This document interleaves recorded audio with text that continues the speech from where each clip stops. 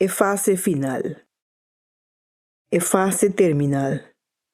Cierto momento é lo que você sente, tá vira pior e a função de corpo tá começa a cair fora. Dr. Lobisa é hora aí, conseguir tratamento com queimo ou bestraling, tá dando mais molester para o paciente. O paciente tá terminal agora e lo falece pronto, mais ou menos dentro de 3 lunas. O doctor não lo hace todo esforço para suavizar dolor e mengua molester. O doctor pode dar a dose que o paciente deseja.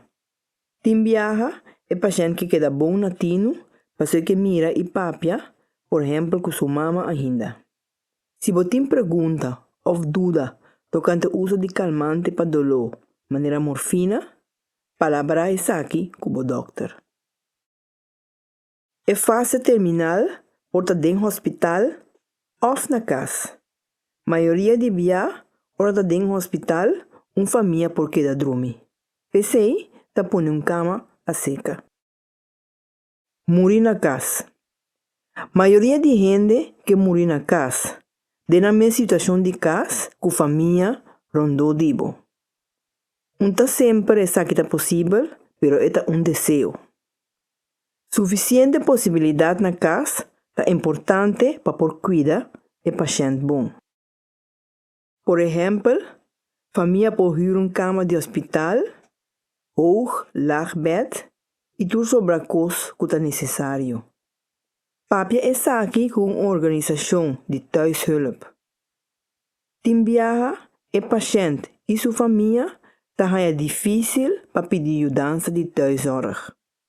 Não tahanha, o tanang mes te duna e cuido. Esse é lamentável. Zuster, broeder e trabalhador de thuiszorg está especializado em cuido de gente gravemente malo. Não está mais hábil de ajudar banha, limpia e cuida herida. Não está dando bom conselho para o gente não por comer mais ou planta fora de cama. Hace uso de ajuda. É hora aí, abo como família, tá sobra tempo para fazer outra coisa importante. Para por papia com outro, recordar tempo bonita. Pero também, regla assunto prático para entierro ou assunto de sem. Também para dar outro sostém e eventual yunang.